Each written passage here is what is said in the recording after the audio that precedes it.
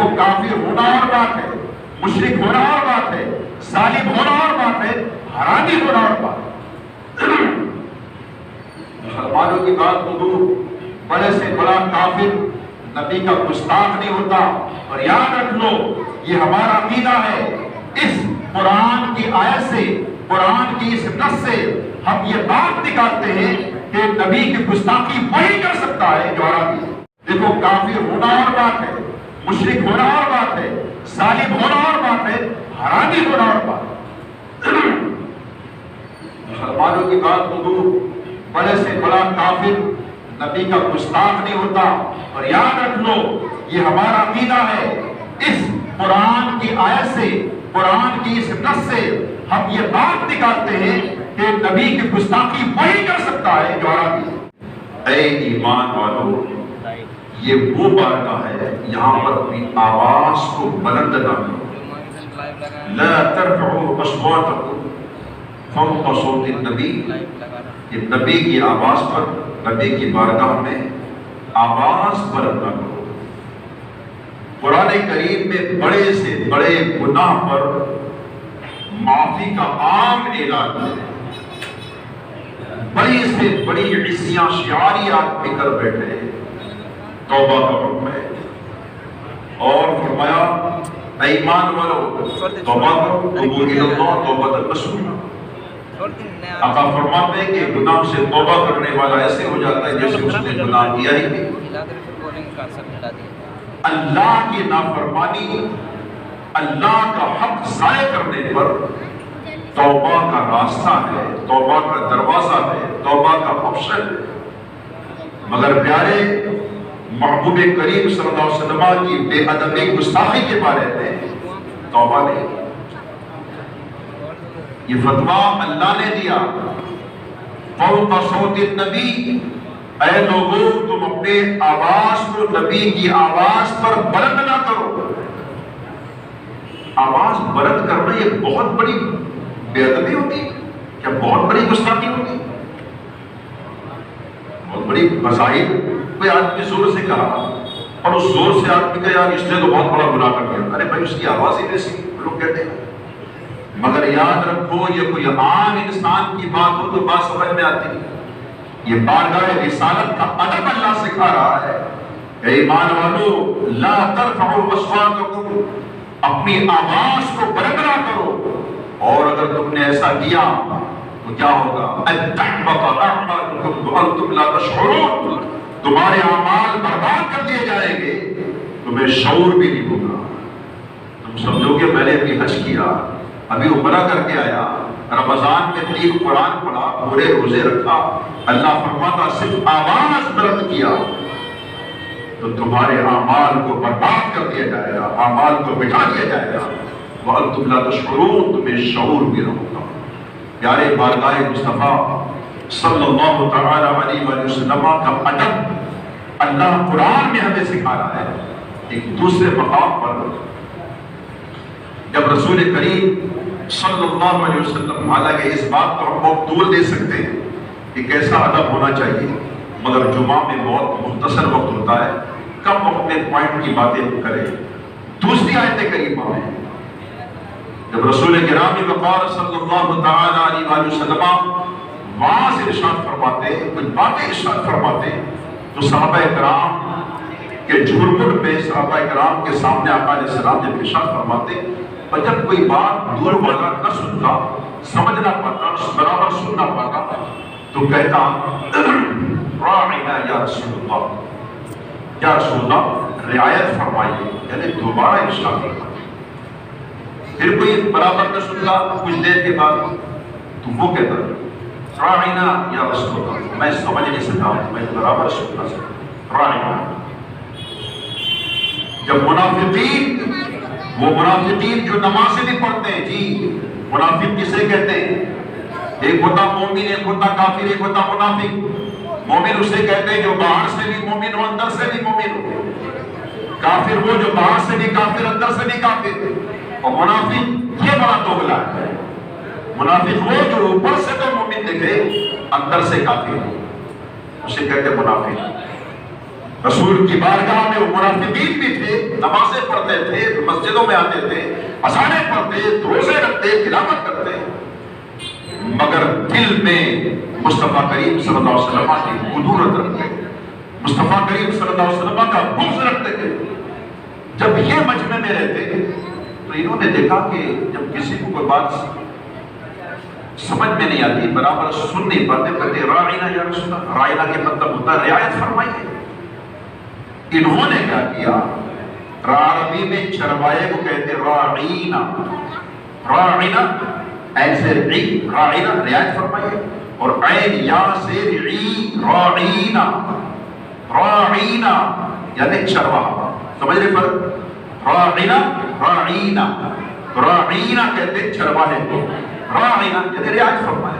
ان منافقین نے اس جملے کو پکڑ کر نبی کی شان میں گستاخی کرنا شروع کی، اور اب یہ مجمع میں آتے اور بار بار کہتے راعینا یا رسول اللہ، راعینا، راعینا، راعینا۔ جب ان کی یہ حرکت صحابہ کرام کو معلوم ہوئی تو صحابہ کرام اس کی ٹو میں پڑے کہ یہ ہے کیا، اس کی انکوائری کرنے لگے، اور پھر انکوائری کرنے لگے تو اس بات پر پہنچے کہ یہ وہ منافقین ہے جو حضور کے سامنے آتے کہتے محمد یا رسول اللہ، مگر پیچھے جاتے تو ان کے چونکہ اہل عرب تھے، عربی ان کی مادری زبان تھی، ان کے عربوں نے کہا کہ ہم نبی کی محمد کی برائی بھی کرتے ہیں اور پھر محمد بھی کہتے ہیں۔ محمد کے معنی کیا ہے؟ آج محمد کے معنی سن لیجیے۔ اللہ نے کس شان کا اپنے محبوب کو نام عطا فرمایا، سبحان اللہ۔ یار ذرا زندہ دلی سے سنا کرو یار، کس شان کا نام دیا اللہ نے اپنے محبوب کا نام عرش پر احمد اور زمین پر محمد رکھا۔ محمد کسے کہتے ہیں؟ محمد حمد کہتے تعریف، الحمد تمام تعریف۔ محمد محمد اسے کہتے ہیں وہ ذات جس کی ہمیشہ تعریف کی جائے، جس کی ہمیشہ تعریف کی جائے۔ تو ان اہل عرب، ان کے سرداروں نے کہا کہ ہم پیچھے برائی بھی کرتے ہیں پھر محمد کہتے ہیں۔ برائی کرنے کے بعد جب ہم نے محمد کہہ دیا وہ برائی تو ختم ہو گئی، کیونکہ محمد اسے کہتے ہیں جس کی ہمیشہ تعریف کی جائے۔ اب ہم محمد کو محمد نہ کہیں، آپس میں انہوں نے ایک نام رکھا، اور وہ نام رکھا مذمم۔ کہتے اس بات کو کنڈم، اس بات کی مذمت کی جاتی ہے، برائی کی جاتی ہے۔ انہوں نے مذمم، اب کل وقت بار بار مذمم ایسا، مذمم کو یہ کرنا، مذمم۔ صحابہ کرام نے جب اس کی انکوائری کی کہ یہ بار بار راعینا راعینا کہتے کون، جب وہ اس کی انکوائری کی تو پتا چلا کہ یہ منافقین ہے جو راعینا کہتے اور پیچھے میرے آقا کو مذمم بھی کہتے۔ یہ سن کر صحابہ کرام رنجیدہ ہو گئے، کبیدہ خاطر ہو گئے، افسردگی ان کے چہروں پر چھائی گئی، چھا گئی۔ رسول کی بارگاہ میں آ گئے، چہرے اتر گئے۔ آقا فرماتے ہیں میرے صحابہ کیا بات ہے، میں دیکھ رہا ہوں تمہارے چہرے پر اداسی ہے۔ ایک ساتھ عرض کرتے ہیں یا رسول اللہ صلی اللہ علیہ وسلم، بعض لوگ آپ کے پیچھے تو آپ کو یا رسول اللہ کہتے ہیں مگر پیچھے آپ کو مذمم کہتے ہیں، مذمم کہتے ہیں، آپ کو مذمم کہتے ہیں، سرکار ہم سے برداشت نہیں۔ آقا علیہ الصلوۃ والسلام اپنے صحابہ کرام کے لیے مسکراتے ہیں، سبحان اللہ۔ اور نبی مسکراتے کس کے سامنے؟ نبی کا مسکرانا تو وہ ہے کہ امام عشق محمد امام اہل سنت کہتے ہیں کہ جس کی تسکین سے روتے ہوئے ہنس پڑے اس تبسم کی عادت پہ لاکھوں سلام۔ جو مسکرائے کہ جان سی کلیوں میں بڑھ گئی، یوں مسکرائے کہ جان سی کلیوں میں بڑھ گئی، جو جب خوشا ہوئے کہ گلستہ بنا دیا۔ آقا فرماتے ہیں میرے صحابہ ارے تم افسوس کر رہے ہو، افسوس نہ کرو، میرے صحابہ ان کا مذمم کوئی اور ہوگا۔ ارے اللہ نے مجھ کو تو محمد بنا کر نازل فرمایا، میں تو محمد ہوں، میں مذمم کیسے ہو سکتا ہوں؟ جب اللہ نے اپنے محبوب کے چاہنے والوں کی کا یہ خط دیکھا، آیت کریمہ نازل فرمائی، اور اللہ فرماتا یا ایھا الذین آمنوا لا تقولوا راعنا، اے ایمان والو راعنا اب تم نہ کہو۔ حالانکہ راعنا کی مطلب کیا؟ رعایت فرمائی، مگر منافقین نے راعینا کہا. اب یہاں پر بینڈ لگا دیا گیا, بریک لگا دیا گیا. اے ایمان والو راعینا نہ کہو. حالانکہ راعینا کہنا برا نہیں, مگر وہ لفظ جس کا کوئی دوسرا معنی بھی نکل سکتا ہو اس پر بھی پابندی, کہ کوئی بے ادبی کا پہلو نکل سکتا ہے, پاسبل ہے.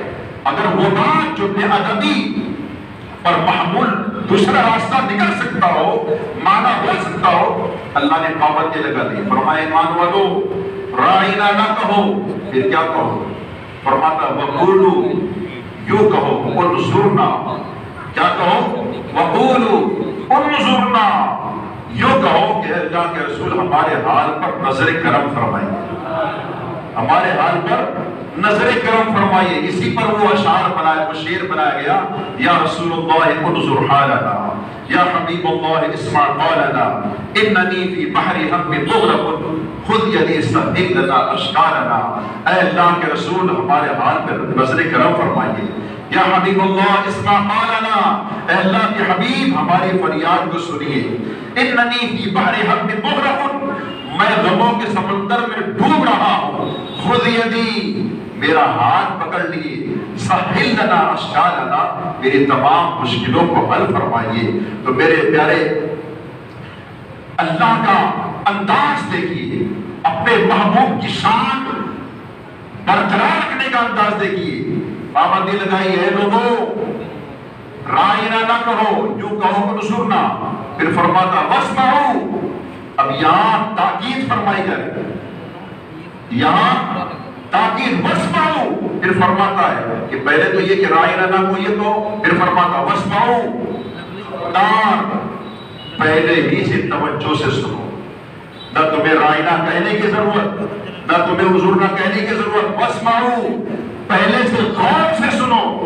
جب میرا محبوب کچھ کہے ہمادم گوش ہو جاؤ, اپنے آپ کو سمیٹ لو. میرا محبوب جب کوئی بات کہے راعینا کہنے کی ضرورت نہ ہو, ایسے توجہ سے سنو کہ ایسا لگے تمہارے چہروں تمہارے سروں پر پرندے بیٹھے, تمہارے سروں پر پرندے بیٹھے. تو اب یہ بات کس سے ہوئی؟ ایمان والی. آگے آیت کریمہ میں ارشاد ہوتا ہے اور اگر جو ایسا کہے راعینا کہے اور وہ پرہینا میں توحید کی وجہ سے ہو, وَلِلْكَافِرِينَ عَذَابٌ أَلِيمٌ, اور عذاب علیم اور کافروں کے لیے دردناک عذاب. اور پھر یا اللہ نے اپنے محبوب صلی اللہ علیہ وسلم کا ادب سکھایا. اور اللہ نے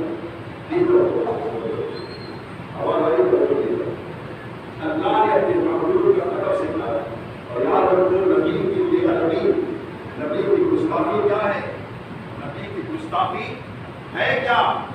ولید بن مغیرہ جس نے نبی کی زبان سے گستاخی کی, نبی اکرم صلی اللہ علیہ وسلم کی شان میں گستاخی کی, تو مکمل ایک سورہ نون کی آیت کریمہ نازل ہوئی.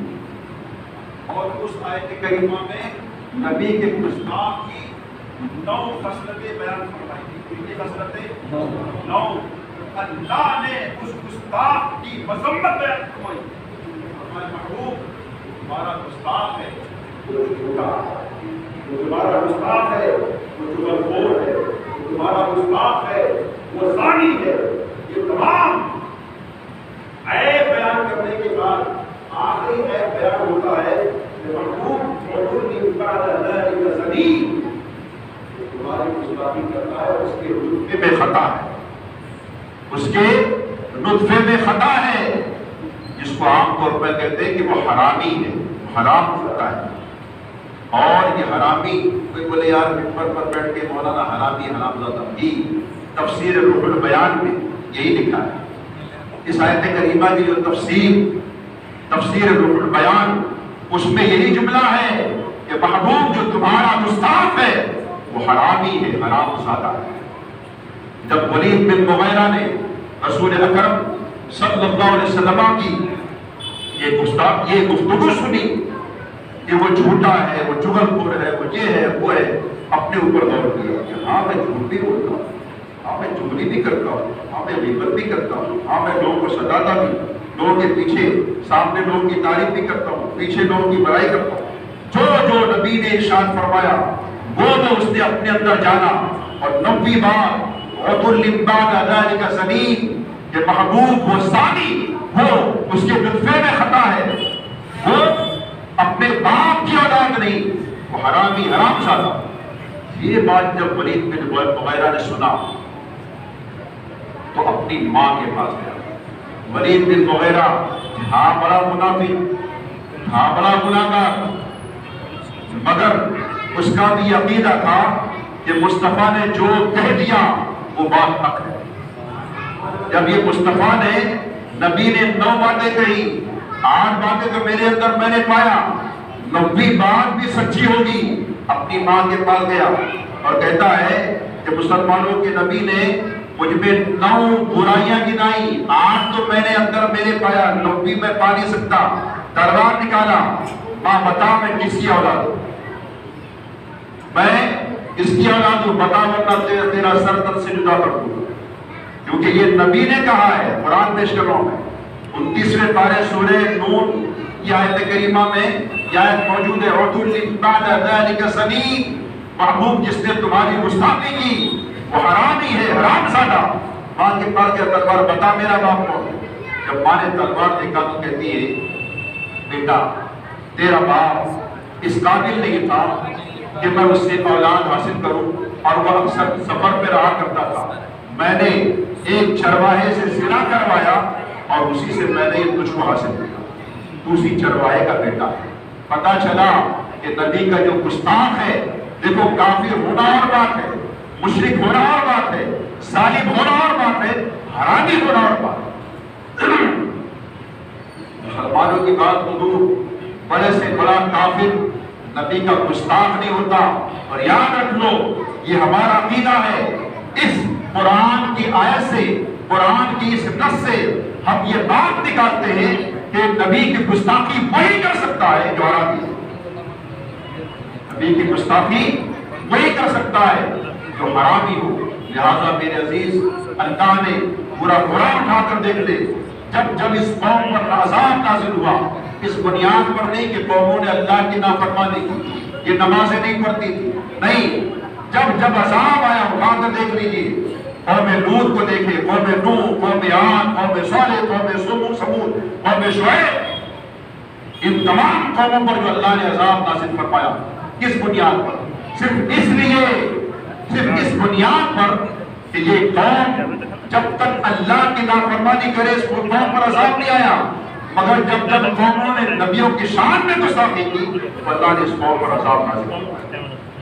تو اپنے نبی پر، اپنے محبوب کی توہین ولید بن مغیرہ نے کیا تو اللہ نے آیت کریمہ نازل فرما کر فرمایا کہ یہ حرامی ہے، یہ کیوں ہے، یہ کیوں ہے۔ آج کہتے ہیں نا، آج اگر کسی ماں کا بچہ کوئی تکلیف دے مائے تو ماں اس کو بددعا دیتی، کوئی کسی اس کے ہمدرد کو کچھ کہے تو لوگ اس کو بددعا دیتے ہیں کہ اس طرح کہتا ہے اس کی زبان، اس کے منہ میں کیڑے پڑے، اس کی زبان کٹ جائے، اس کے ہاتھ اٹھ جائے۔ یاد رکھو یہ ولید بن مغیرہ نے زبانی توہین کی تو اللہ نے زبانی جواب کیا، اور جب ابو لہب نے ناموس رسالت پر ہاتھ اٹھایا، اللہ کے رسول صلی اللہ علیہ وسلم کی عزت پر ہاتھ اٹھایا تھا، اللہ نے آیت کریمہ نازل فرمائی اور فرمایا تبت یدا ابی لہب وتب، ابو لہب کے ہاتھ ٹوٹ جائے جس نے میرے محبوب کی شان، میرے محبوب کی عزت پر ہاتھ اٹھایا۔ ہاتھ اٹھایا گیا تو اللہ نے ہاتھ کے ٹوٹنے کی ہلاکت کی آیت کریمہ نازل فرمائی۔ زبانی گستاخی کی تو اللہ نے زبانی گستاخی پر کلام نازل فرمایا۔ میرے عزیزوں، میرے دوستوں، یہ تو اللہ کا مزاج۔ اور آپ آئیے، سرکار دو عالم صلی اللہ علیہ وسلم کے صحابہ کرام کا عشق کیا تھا؟ اور آپ کو بولے، آپ میں جو کوئی سوچے، کیا وہ اللہ کا